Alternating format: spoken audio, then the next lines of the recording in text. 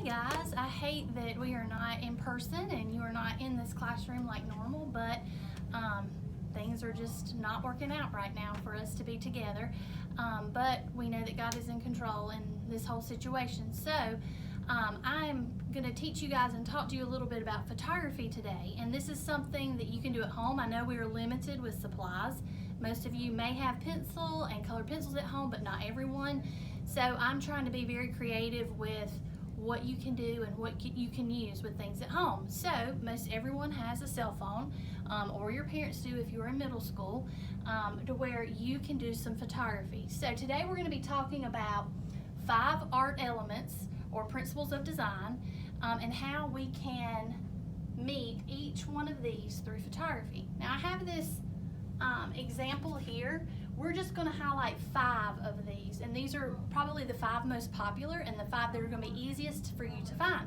So I encourage you to go outside, take a walk through your neighborhood, walk to a park, even look around your house in your backyard. It does not have to be some kind of grand photo of a mountain range or a beach scene or anything like that. You could actually accomplish all of these within your home without even having to leave the inside. So I want you to look for several things. The first one we're going to be talking about is pattern. This is something that you learn in elementary school, different types of pattern. But I want you to look at some of these photographs here of how pattern is used. It could be pattern on an animal. It could be pattern in curtains or in a rug or something like that, where you take a close-up, but you are focusing on the pattern that you see within whatever image, an animal that you can find.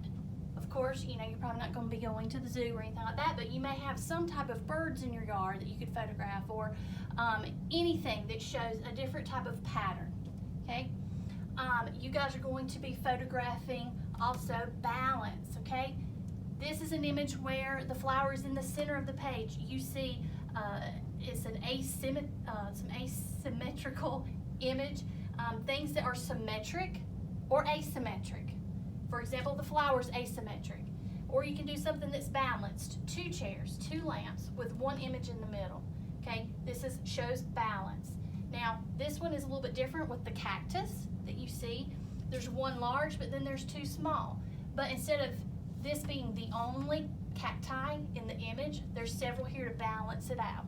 Okay, and this contrasts a lot with emphasis, which we're going to talk about next. So I want to see balance, but I also want to see emphasis.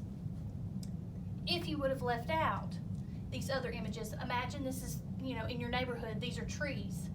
You might have 1 large tree with smaller ones that are with it, but that have balance. Or it could be 2 trees side by side that balance each other out.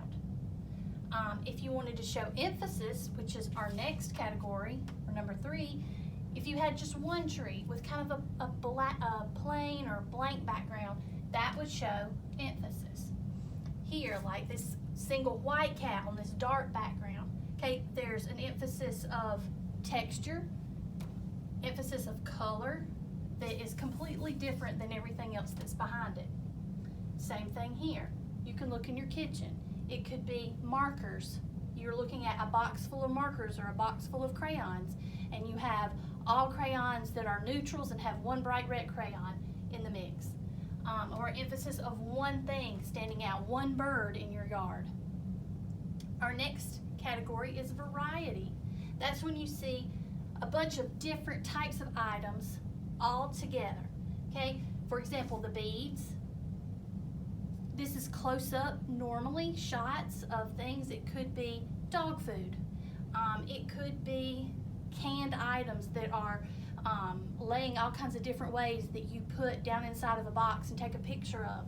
I'm just throwing out some ideas, but all kinds of things that you can take that are small, put them together, take picture of whatever they are, but they show different things. You don't want to take a picture of just 1 bowl of Cheerios. You want to have maybe a variety of different types of cereal mixed together, where you're showing a variety of different shapes, different sizes, different colors, all those different types of things. This is different types of beans and noodles.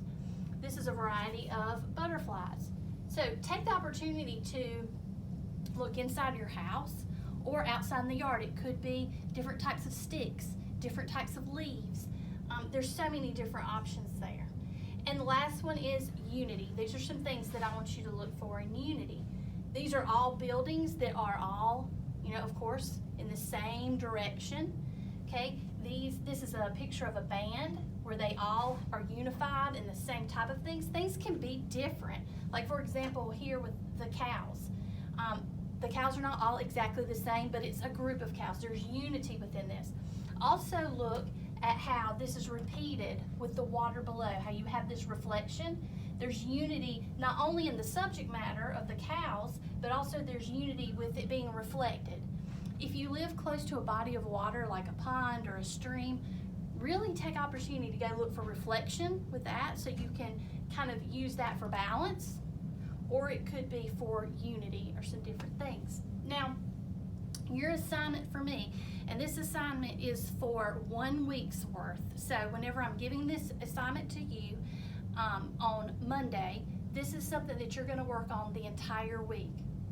My challenge for you is to go outside, look around your house. You are going to be taking 3 photographs. Well, you can take a whole bunch, but find 3 of your favorite. And you might have to take this photograph several times to get it exactly how you want it. If you see an image that you like, just to make sure it's not blurry, or you're not chopping off something that you should leave, or adding the detail or things that you want there. But this is you working on your composition, where you're thinking about how I can fill that camera space with things that are large, things that run off the page, things like that we normally use in the art classroom with drawing skills. But you guys are going to find 3 pictures of pattern. Okay, this could be curtains, rugs, it could be an animal, it could be a pattern on a tree trunk, the bark of a tree. I mean, it's endless. This is a scavenger hunt. Basically, you are hunting down patterns that you can capture with a camera. So you're going to be looking for 3 photographs, 3 different images of pattern, 3 different images of balance, finding things that balance, not only like 2 chairs beside each other or 2 trees, but it could be balance with reflection, where you see the same trees, but when they're reflected in the water, you see them reflected below. Emphasis, I need to see three images of emphasis, 3 of variety, 3 images of unity. Now, I cannot have 15 images sent to me from all 80 students. I think my computer may explode. But what I'm going to do after you pick these, and I want you to save these on your phone just so we can have these for future reference. This might be something we use for drawings in the future, or for paintings or ideas. You are going to take out of the 15 pictures, because you have 5 categories, you're going to be taking 3 pictures for each category. Out of the 15, I want you to pick your top 3 favorite. And those 3 you are going to email to me, okay? You can upload these to the Google Classroom or email them straight to me. My email address, hgodfrey@fbns.org. And you will be receiving a test grade on those 3 photographs that you submit to me. This should be fun and exciting for you to go out and try to find all these different things in your neighborhood, in your backyard, out in the woods, even in your home, that are examples of pattern, balance, emphasis, variety, and unity. I also want you to look at 2 artists. Edward Weston and Ansel Adams are 2 of my favorite photographers. Edward Weston usually takes things that are normally not seen as beautiful and tries to make them more lifelike and more beautiful, and focuses on the shape and the texture and the form of the image. So it might be a picture of a piece of lettuce, but that has taken on its whole new view of nature within a piece of lettuce, or a picture of a bell pepper, and he does all these the old-fashioned way, black and white photography, but they are gorgeous. Also, Ansel Adams, which is a household name for most people, he is known for his photographs in nature of mountain scenes and different things. I want you to look at art by both of these artists. And you also are to pick either Edward Weston or Ansel Adams, whichever one you like. These are two totally different artists. Ansel Adams usually works from a distance, taking these just grandiose landscape images, while Edward Weston might take something simple like a bell pepper or a piece of lettuce to photograph. So there's two totally different subject matters that they use most of the time. Some are similar, but I want you to pick one of these artists, and I want you to do an artist study on one of these two. I will be uploading to Google Classroom another PDF of the artist study worksheet that you normally do in this class when we are studying about an artist. If you do not have a printer at home and you cannot print this and write in, then you can, on a separate piece of notebook paper, you may write all your information about the artist. Do the sketch, tell me what time period or period in art that this artist is from. These are two American artists. Also tell me facts and tell me what you like about the artist, how this artist makes you feel, how their art makes you feel, how you want to describe their art. And this all will be complete as one project that lasts one whole week. Don't try to go outside and just take all the pictures immediately. Take your time. Take some long walks to try to find some of these things. I'm going to also take a picture up close of these so you guys can see this closer, just for samples in case you cannot see it that great in the video. So you can see these different examples of these principles of design that you are looking for. So just to sum it all up, this week in art, your assignment is to study photography by looking at pattern, balance, emphasis, variety, and unity. In nature, in your home, wherever you can find it, you are to take 5 images of each, 3 images, of each of these 5 principles. Pick your top 3 to email to me. So I should have 3 images for you guys. This is a test grade. This will be due by Friday, by the end of the day, which I know Friday is Good Friday. So you guys need to make sure that I have it sometime by Friday.